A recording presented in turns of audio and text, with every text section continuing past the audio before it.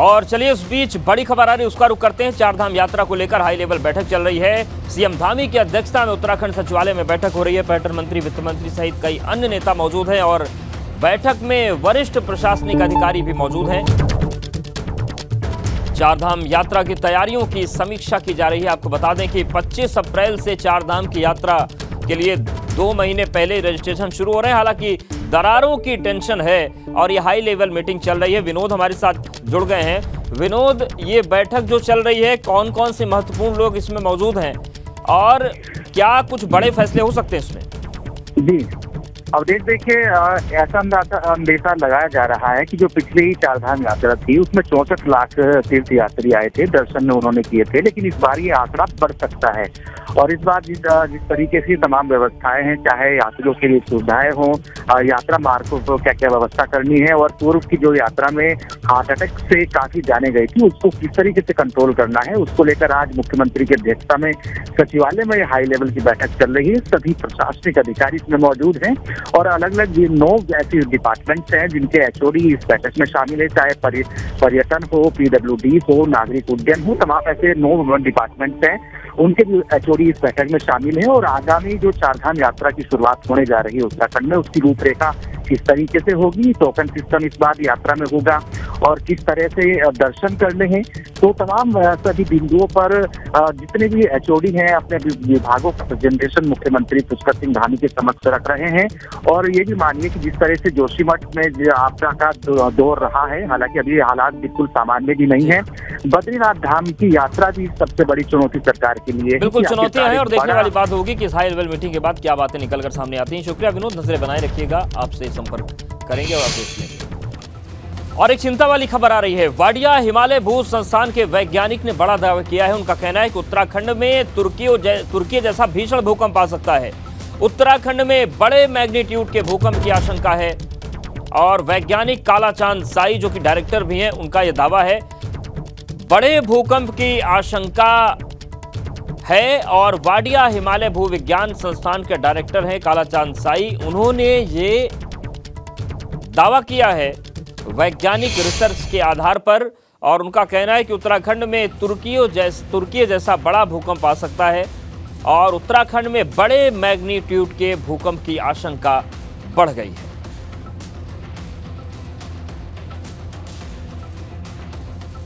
तो अब देखिए, साल दर साल जो तुलनाएं होती हैं भूगर्भ विज्ञान की, उसके आधार पर वाडिया हिमालय भूविज्ञान संस्थान के डायरेक्टर कालाचांद साई ने यह दावा किया है कि उत्तराखंड भी उसी खतरे की दीवार पर बैठा हुआ है जिसमें तुर्की जैसा भारी भूकंप आ सकता है, बड़ी मैग्नीट्यूड वाला भूकंप आ सकता है और बड़े भूकंप की आशंका बहुत ज़्यादा बढ़ी हुई है। वाडिया हिमालय भूविज्ञान संस्थान के डायरेक्टर हैं कालाचांद साई, जिन्होंने ये दावा किया है और ये आशंका जताई है।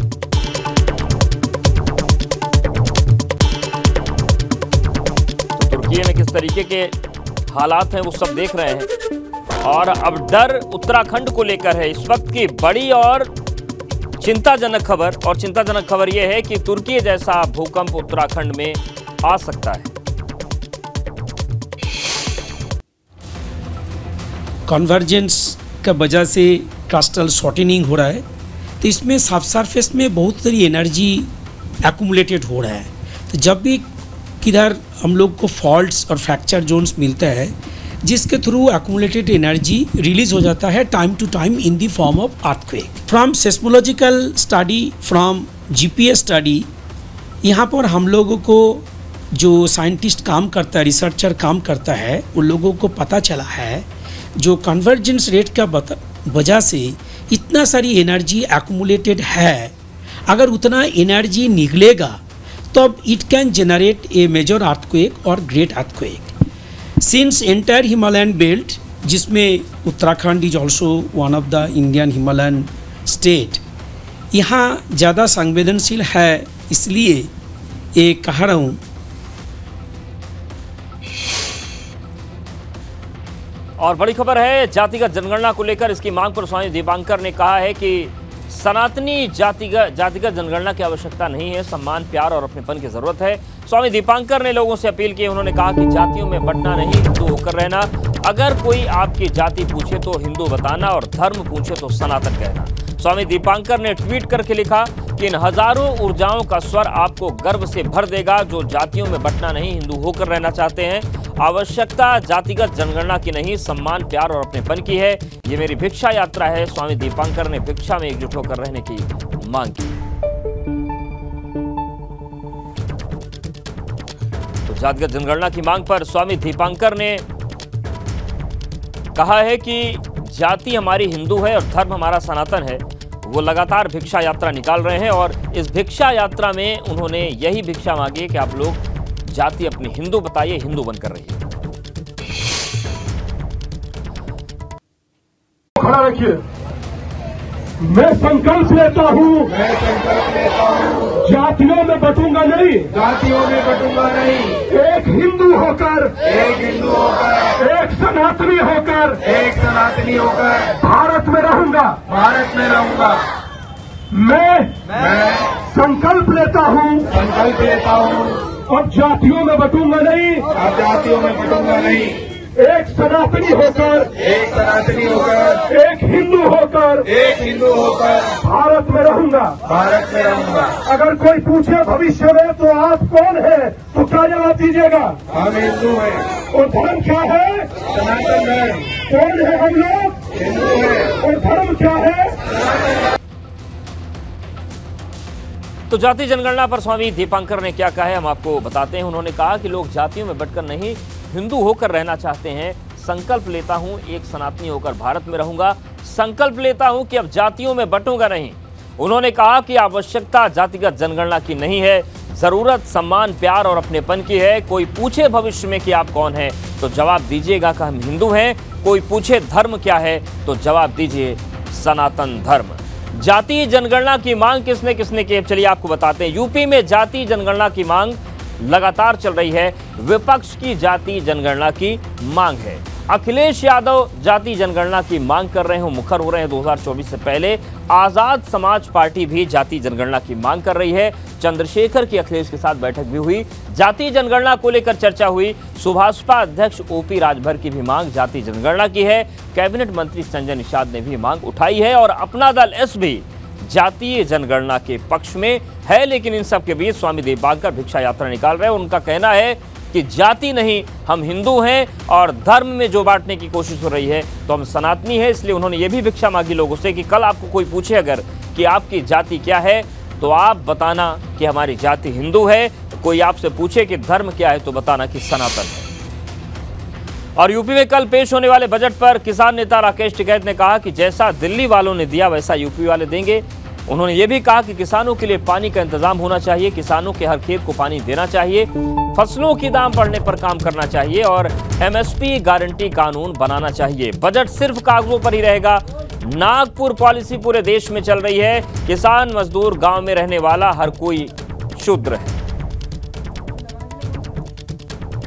तो राकेश टिकैत भी जाति की राजनीति पर कूद गए हैं और उन्होंने गांव में रहने वालों को शूद्र बता दिया है और ये कह रहे हैं कि जो बजट है नागपुर से संचालित हो रहा है।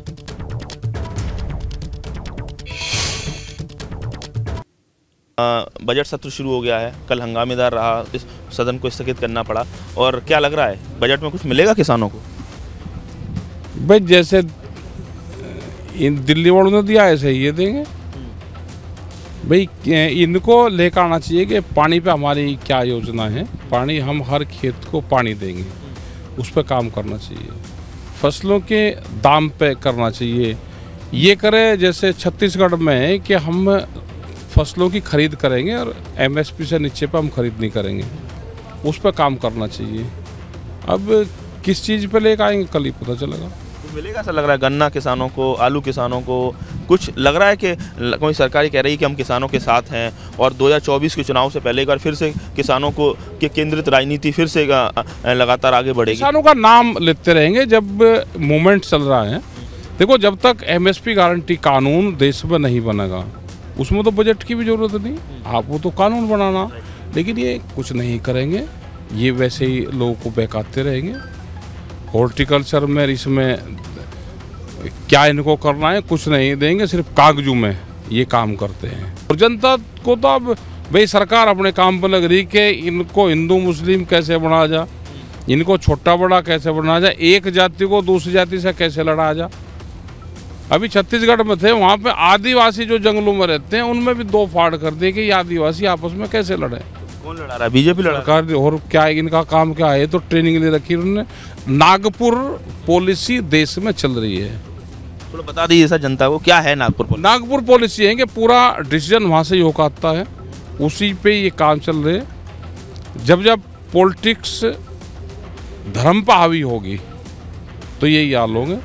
आज कितनी बहस चल रही किसी भी उस पर चैनल पर। रामचरितमानस पर भी मुद्दा चल रहा है सर, रामचरितमानस को लेकर, खासकर यूपी में शूद्र कौन है, रामचरितमानस में एक वर्ग को निशाना होना है। आपको आप कौन नहीं है, सारे तो शूद्र है। ये बे जो खेत में काम कर रहा है, मिट्टी के सने हुए हाथ खेत में काम करके, आप किसी भी जाति के हो, आप जाओ किसी के कोठी पे जहाँ चिकनी कोठी बन रही है, आपको अंदर नहीं घुसने देगा।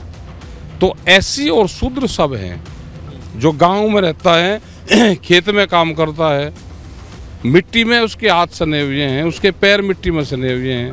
सब क्या रहता है? किसान मजदूर को सब हैं, सब शूद्र हैं, किसान भी मजदूर भी, गांव में रहने वाले पशुपालन करने वाले सब शूद्र हैं। बीजेपी वाले नागपुर पॉलिसी को ही ऊन करते हैं, तो वो तो कह रहा है कि इस बार 80 में 80 सीटें आएंगी। तो भारतीय किसान यूनियन का क्या कहना है इस पर? वो दावा कर रहा है कि 80 लेने वाले ले लगे।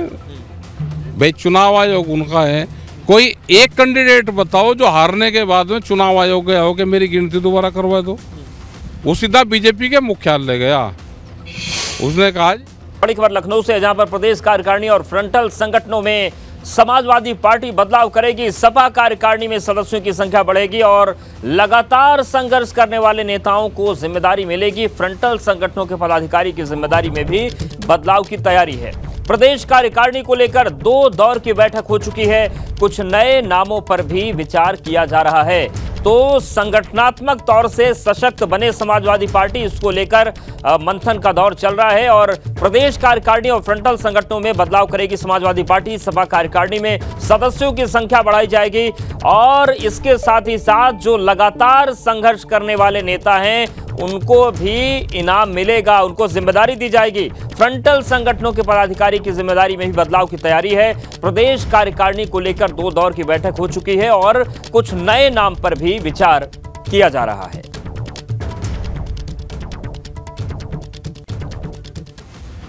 और अयोध्या और आसपास खरीदी गई जमीन की जांच की जाएगी। बीते 3 साल में खरीदी गई जमीनों की जांच होगी। आयकर विभाग 3 साल में खरीदी जमीनों का ब्यौरा जुटा रहा है। आयकर की जांच से शिकंजे में कई आईएएस और पीसीएस अधिकारी फंस सकते हैं, क्योंकि सबको पता है कि अयोध्या इस वक्त विकास की उस रफ्तार पर है कि लगातार सर्किल रेट बढ़ रहे हैं। ऐसे में अफसरों की चल और अचल संपत्ति की भी जांच कर रहा है आयकर विभाग।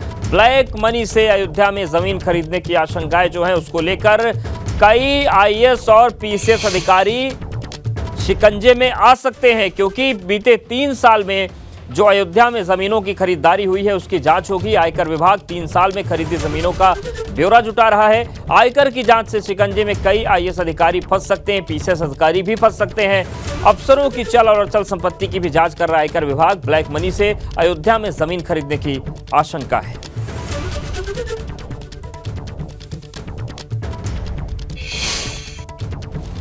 और चलिए बात करते हैं बिजनौर की, जहां पर एक आदमखोर गुलदार पकड़ा गया है। एक लड़की और एक बच्चे को शिकार बना रहा था। गुलदार के हमले में लड़की की मौत हो गई, जख्मी बच्चे का इलाज जारी है। गुलदार के पकड़े जाने पर ग्रामीणों ने राहत की सांस ली है। थाना नगीना किरतपुर के जंगल का ये पूरा मामला है। तो बिजनौर में पकड़ा गया है आदमखोर गुलदार। एक लड़की और एक बच्चे को शिकार बनाया था। गुलदार के हमले में लड़की की मौत हुई है, जख्मी बच्चे का इलाज जारी है। गुलदार के पकड़े जाने पर ग्रामीणों ने राहत की सांस ली है। थाना नगीना किरतपुर के जंगल का ये पूरा मामला है।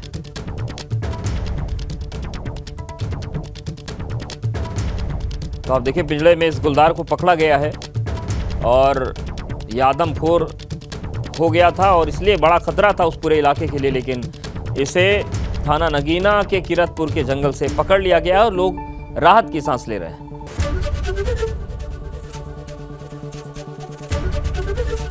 एबीपी गंगा, खबर आपकी, जुबान आपकी।